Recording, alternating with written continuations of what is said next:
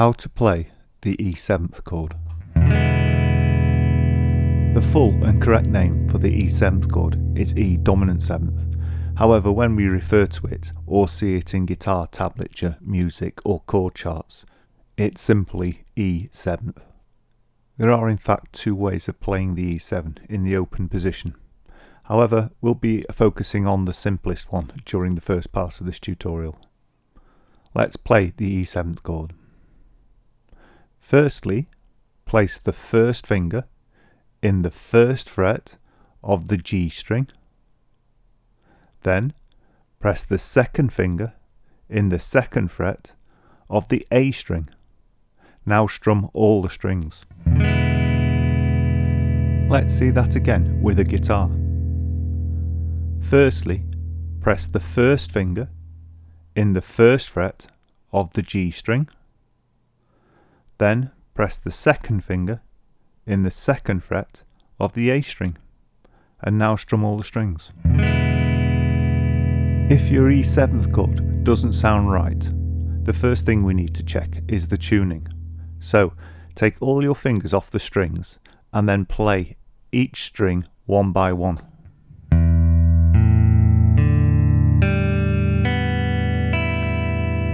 If your guitar sounds obviously out of tune, you need to pause the video here and tune the guitar up.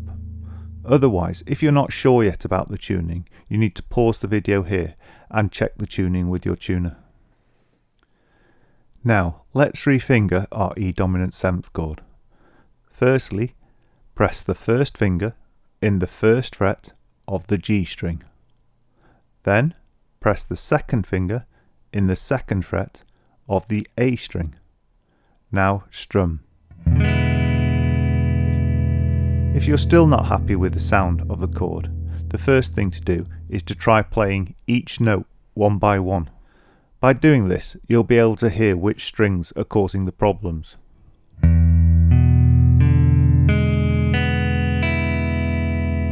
If it's a fingered string that's causing the problem, look carefully at your fingers and check they're between the frets and not overlapping the frets or resting on the frets.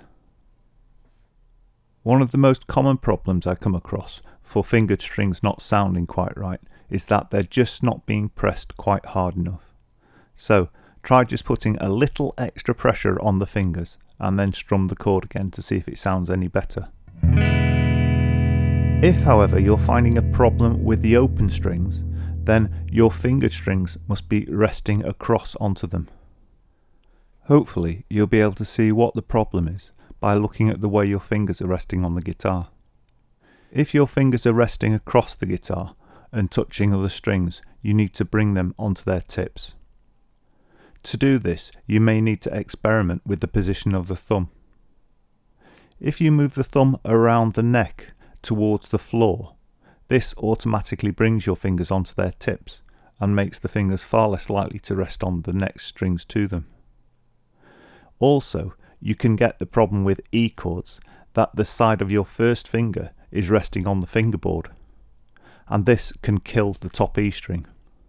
So by bringing the thumb round, it moves your fingers away from the side of the guitar, and this in turn allows your E string to ring correctly. Sometimes your problems can be solved by simply removing the chord and then replacing it carefully. Now, let's look at the alternative or more difficult E7th chord. At this point, many people wonder how or why there can be two chords with completely different shapes that have the same name. Because this lesson is intended for beginners, I'm not going to go into any in-depth detail on the theory. So, simply put, in order to turn an E chord into an E7th chord, we have to add a D note. And there are two places we can add a D to the E chord in order to make the E7. One place is in the third fret of the B string, and the other is just allowing the open D string to ring. Either of these ways will make your E chord into an E7th chord. So let's try and play this second version of the E7th chord. Firstly, press the first finger in the first fret of the G string. Then press the second finger in the second fret of the A string. Now press the third finger in the second fret of the D string. Finally, press the fourth finger in the third fret of the B string.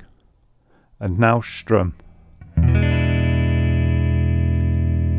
Now let's see that again with a guitar. Firstly, press the first finger in the first fret of the G string. Then press the second finger in the second fret of the A string. Now press the third finger in the second fret of the D string. Finally, press the fourth finger in the third fret of the B string. And now strum.